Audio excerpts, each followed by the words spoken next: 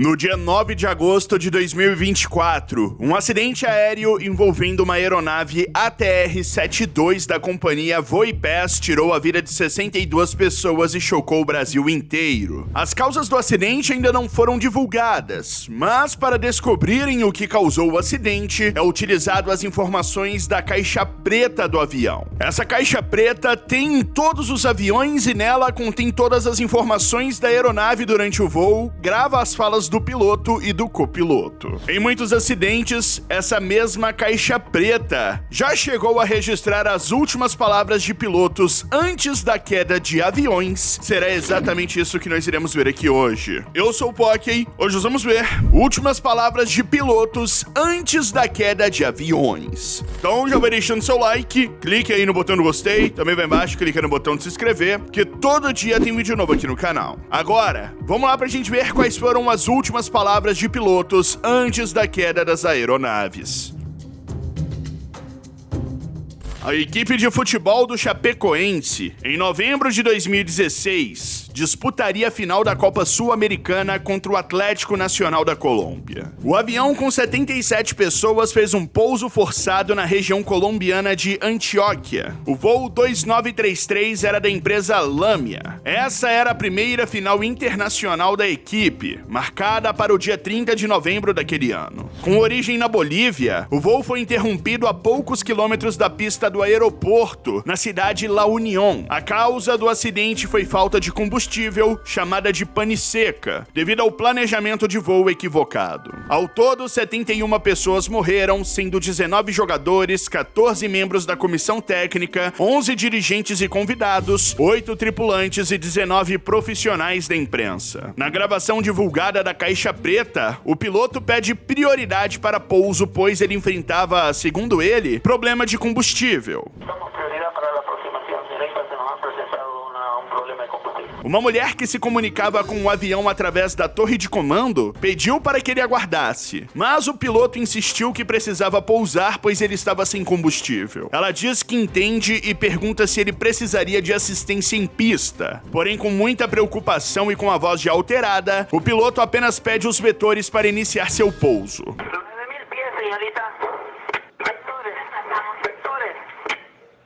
A mulher então confirma a aproximação, porém, instantes depois só é possível escutar o piloto dizendo Jesus, a última palavra dita antes da colisão com o solo. Está a 8.2 milhas de la pista.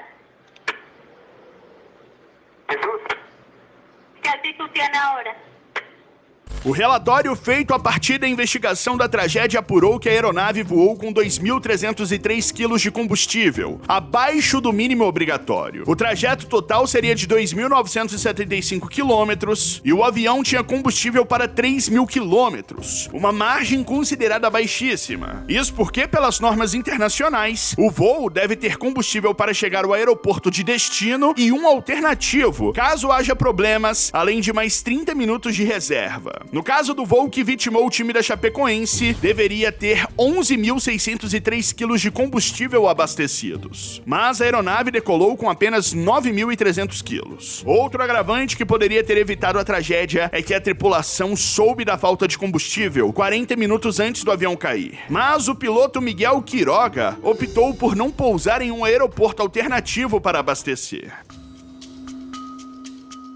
O acidente do voo Varig 254, em 3 de setembro de 1989, ficou marcado por um detalhe aterrador. Afinal, uma de suas causas foi a falta de uma vírgula. Ele partiu de São Paulo com destino a Belém, no Pará, mas não conseguiu chegar ao seu destino. Após horas voando, o avião ficou sem combustível e teve que fazer um pouso forçado à noite no meio da floresta amazônica. Até aquela época, utilizavam-se apenas 3 dígitos para inserir a orientação do rumo que a aeronave deveria seguir. Com os novos planos computadorizados, esse campo passou a contar com uma casa decimal, passando a ter 4 dígitos ao todo. Com isso, houve uma confusão na hora de se programar os instrumentos do avião, que deveria conter a rota 0,27,0 graus e não 270 graus. Com isso, em vez de se dirigirem ao norte em direção a Belém, eles acabaram indo para para o oeste. O voo, que deveria durar não mais do que 1 hora, acabou voando por mais de 3 horas, ficando sem combustível e caindo em uma zona de mata ao norte de São José do Xingu, no Mato Grosso. Momentos antes da queda, o comandante resolveu passar um recado para a tripulação e claro que o áudio recuperado posteriormente ficou marcado na memória de muitas pessoas. Na mensagem, o piloto e comandante diz que sofreram uma pane de orientação dos sistemas de bússola, que o combustível já estava no final, com aproximadamente mais 15 minutos de voo. Ele também ressaltou a importância de todos manterem a calma, já que aquilo era muito difícil de acontecer. Por fim, ele desejou a todos um bom final.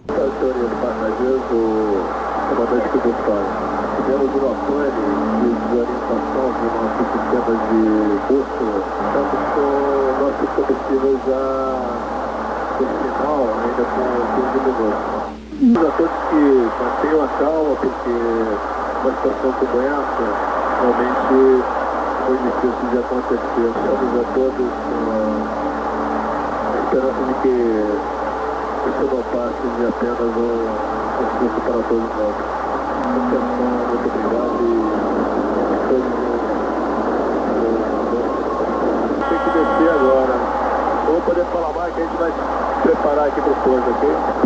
Pessoal, tripulação preparada para o pouso passado. Com o pouso forçado no meio da floresta, 12 dos 54 ocupantes morreram, alguns instantaneamente, outros posteriormente em decorrência de ferimentos. Outras 17 pessoas ficaram feridas em estado grave, mas sobreviveram. Tanto o piloto como o copiloto ficaram entre os sobreviventes. Em diversas entrevistas após o acidente, o copiloto do voo deu a entender uma certa teimosia do comandante, mesmo sendo alertado sobre um possível erro de rota.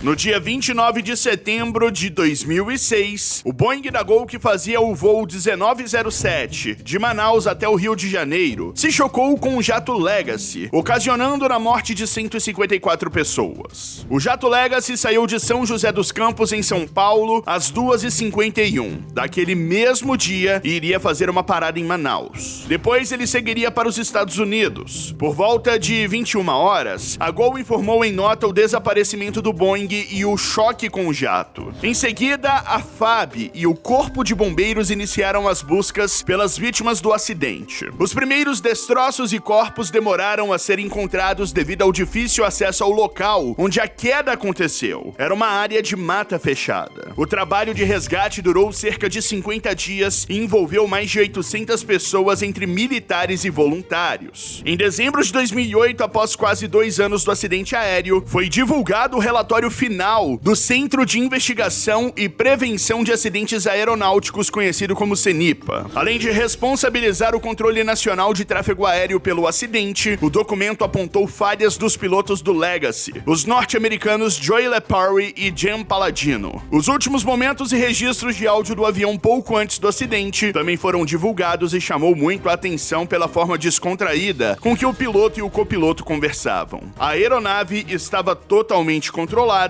Enquanto isso, eles conversavam sobre a vida fora da profissão, de forma descontraída, quando de repente há a colisão e eles tentam entender o que havia acontecido, porém, não tinha mais o que ser feito. O avião se desintegrou no ar e começou a cair por completo.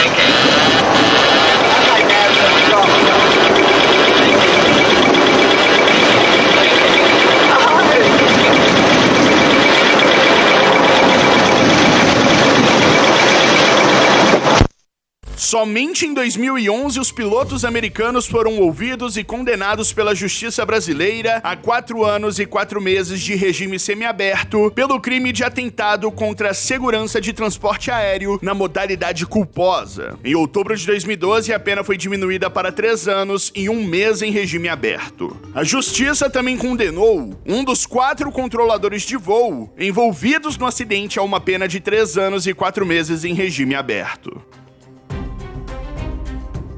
No dia 31 de janeiro de 2000, o voo 261 da Alaska Airlines caiu no Oceano Pacífico ao norte da ilha de Anacapá, Califórnia. O voo havia partido por volta de 2h30 de Puerto Vallarta, no México, com destino ao aeroporto de Seattle, nos Estados Unidos. Quando já estavam a 31 mil pés, teoricamente estabilizados, o piloto automático repentinamente desligou-se quando o compensador do estabilizador horizontal falhou, colocando a aeronave num abrupto mergulho. A tripulação conseguiu controlar o aparelho. Assustados, buscaram encontrar uma causa para o ocorrido e, depois de tentarem com os manuais de bordo, chamaram o departamento de manutenção da empresa, comunicando o problema enfrentado. A gravação da caixa preta recuperada das profundezas do Oceano Pacífico mostra os últimos 30 minutos de voo, durante os quais os pilotos tentaram de tudo para controlar a aeronave. Infelizmente, eles não conseguiram retomar o controle, já que tinham essa intenção para que pudessem realizar um pouso seguro. Alaska 261, we are in a dive here. Alaska 261, say again, sir? Yeah, we're at 26,000 feet. We are in a vertical dive. Not a dive yet, but we've lost vertical control of our airplane. We're at 23.7, request... Yeah, we got it back under control there. No, we don't. Okay. Direct question side, Fox. Alaska 261, say condition. Alaska 261, you over here with me? Yes, sir. A análise do acidente apontou um culpado: a perda de controle de pitch, que é o movimento de inclinação da aeronave resultante de uma falha durante o voo do sistema de compensação do estabilizador. Infelizmente, os 88 ocupantes da aeronave perderam suas vidas nesse acidente.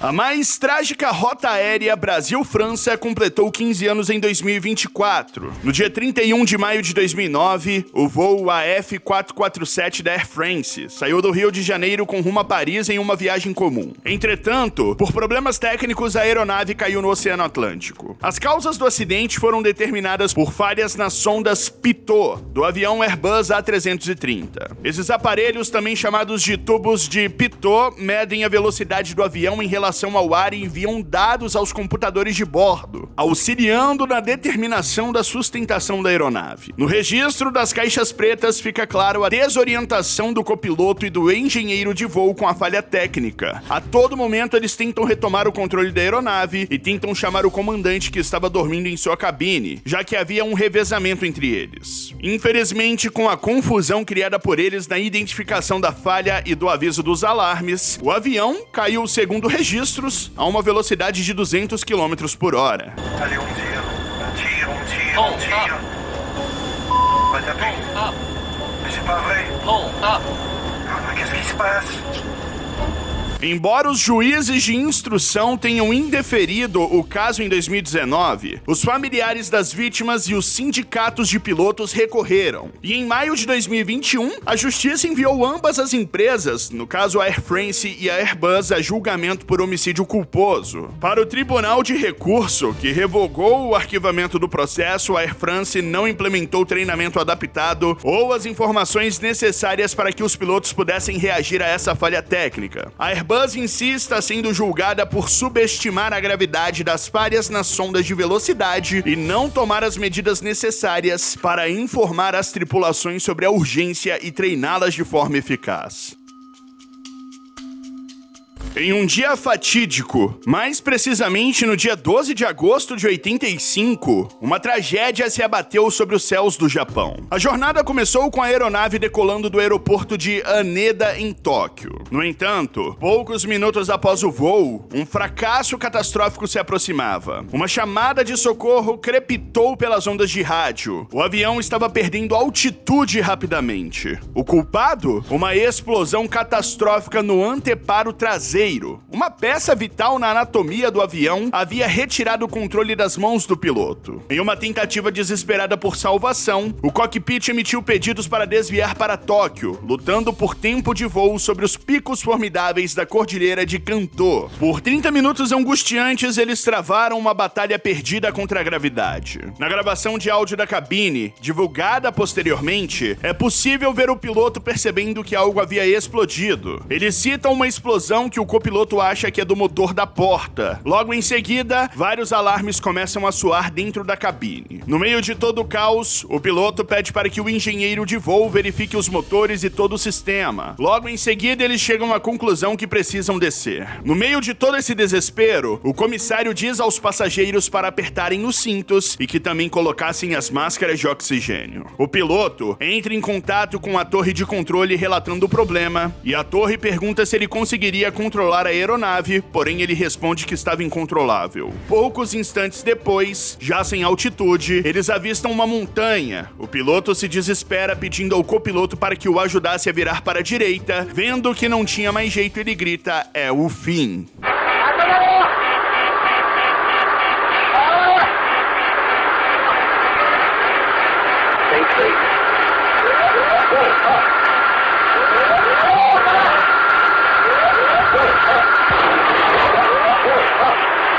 Essas foram as últimas palavras ditas antes da colisão. Segundo informações da investigação, anos antes, em junho de 78, o avião bateu a cauda na pista durante um pouso no aeroporto de Osaka. Diante dos danos, uma equipe da fabricante Boeing foi enviada para realizar os reparos. A parte danificada não foi reparada adequadamente. Esse foi um dos fatores que levou ao acidente anos depois. Entre a explosão e a queda se passaram 32 minutos. Nesse tempo, alguns dos passageiros, percebendo a grave situação, aproveitaram para escrever bilhetes de despedida, e até mesmo uma foto foi feita por um dos passageiros durante esse momento tenso. Das 524 pessoas a bordo, somente 4 sobreviveram e foram resgatadas na madrugada seguinte, já que o local da queda era de difícil acesso. Esse foi o vídeo, dê seu like, beijão pelo Floyd, tchau.